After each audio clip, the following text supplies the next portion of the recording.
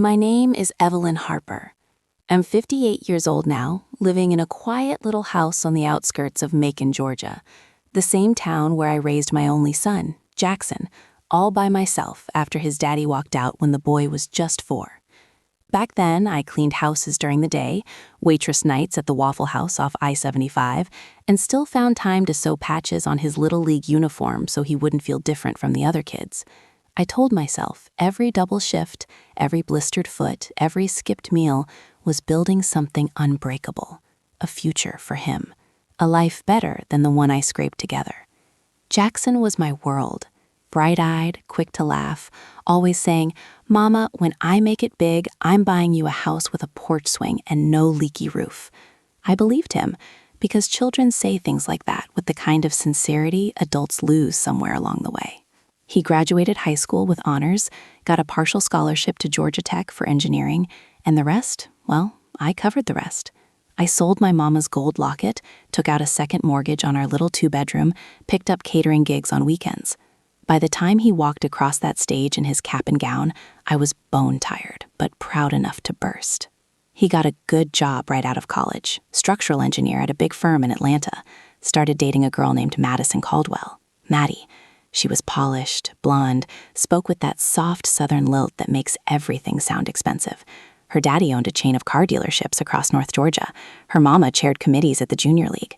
When Jackson brought her home for the first time, she smiled sweetly, complimented my fried chicken, but I caught the quick glance around our cramped living room, the faded couch, the thrift store curtains, the way the floor creaked under her designer heels. Still, I welcomed her. Baked pecan pies for every visit, listened to her talk about wedding Pinterest boards even though they weren't engaged yet. I thought, maybe this is how it goes. Your boy grows up, finds someone from a different world, and you learn to fit in the corners. But the corners got smaller. 2 years into dating, Jackson called me one Sunday afternoon. "Mama, we're getting married. Next spring. Maddie's parents are throwing the engagement party at their lake house in Lake Oconee. You're coming, right?" Of course I was coming. I bought a new dress from Belk, navy blue, modest neckline, nothing flashy. I practiced my handshake in the mirror. I even got my hair done at the salon downtown, the one with the good gossip and better highlights. The engagement party was everything I expected and nothing I wanted.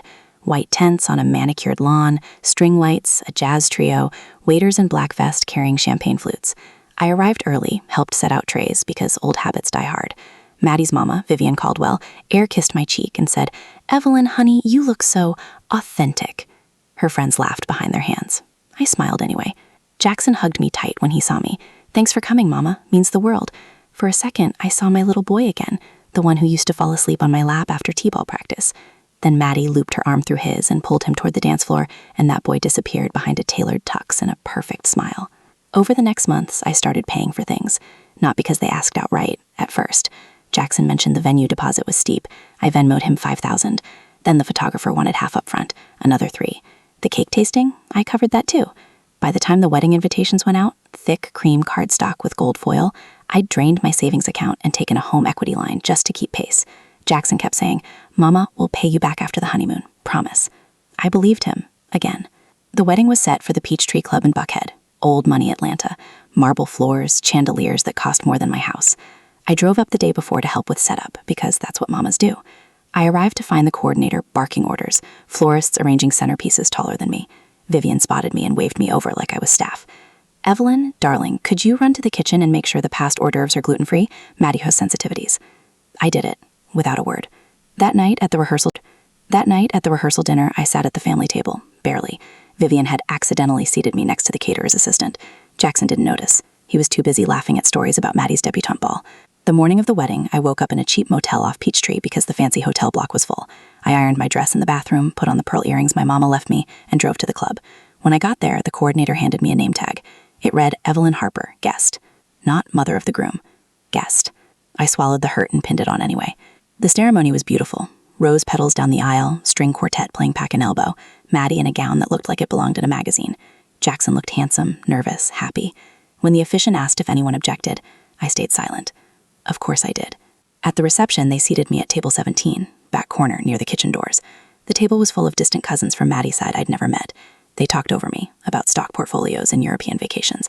I smiled, nodded, sipped water. Then came the toasts. Maddie's daddy went first. "To my beautiful daughter and her wonderful husband." Jackson, welcome to the family. You've got big shoes to fill, son, but we know you'll step up. Laughter, clinking glasses. Vivian next. We've dreamed of this day since Maddie was a little girl, and now she's found someone who matches her perfectly. Ambition, drive, class. She looked right at Jackson, then past him to where I sat. We're so grateful. No mention of me. Not one word. Jackson stood up. He cleared his throat, smiled that big smile. I want to thank everyone for being here, especially my new in-laws for making this day possible. And, well, Mom, thanks for everything. That was it. Thanks for everything. Like I'd handed him lunch money, not remortgaged my life. I felt the room tilt, but I stayed seated, smiled, clapped when everyone else did. After dinner, during the mother-son dance, the DJ called us up. I walked to the floor, heart hammering. Jackson took my hands, but his eyes kept darting to Maddie at the head table. You okay, Mama? He whispered. Fine, baby, I lied. The song was Isn't She Lovely, the same one I'd sung to him as a baby. Halfway through, Maddie walked over, tapped my shoulder. Mind if I cut in? I want to dance with my husband. Jackson hesitated. Then he let go of my hands. I stepped back, watched them sway, her head on his shoulder, his arms around her waist. The crowd cooed. Phones came out to record. I returned to table 17, sat, stared at my untouched cake. That's when I heard it. Maddie and Vivian at the nearby sweetheart table, voices low but carrying. Finally done with the charity case, Maddie said, laughing softly. Once the honeymoon's over, we'll tell him it's time to cut the apron strings. She can keep sending checks from Macon, but we don't need her showing up at holidays smelling like fryer grease. Vivian chuckled. Smart girl. Your daddy already transferred the down payment for the condo. Jackson thinks it's from us, but we used her money. Poetic, really. My blood went cold. I slipped my phone out, hit record under the table, let it run. They kept talking about how Jackson had complained about my small-town ways, how he'd promised to upgrade his life, how the wedding bills I'd paid were just the start. Once the baby came, they were already planning. They'd need more help. I stopped the recording when they moved on to floral arrangements. The rest of the night blurred. I smiled through the bouquet toss, the garter belt, the sparkler exit. When Jackson hugged me goodbye, I whispered, I love you, son.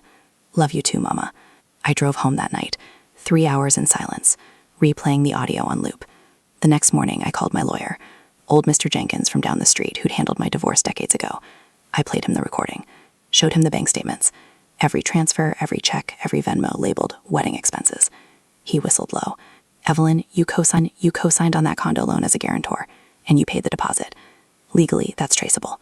I nodded. Over the next weeks, I gathered more. Old emails where Jackson thanked me for the money. Texts from Maddie asking for one more small favor. Bank records showing the exact path of my funds into their new joint account. I didn't confront them. Not yet. 6 months later, they invited me to the baby shower. A big gender reveal party at the lake house. Pink and blue balloons, a giant box filled with colored confetti. I RSVP'd.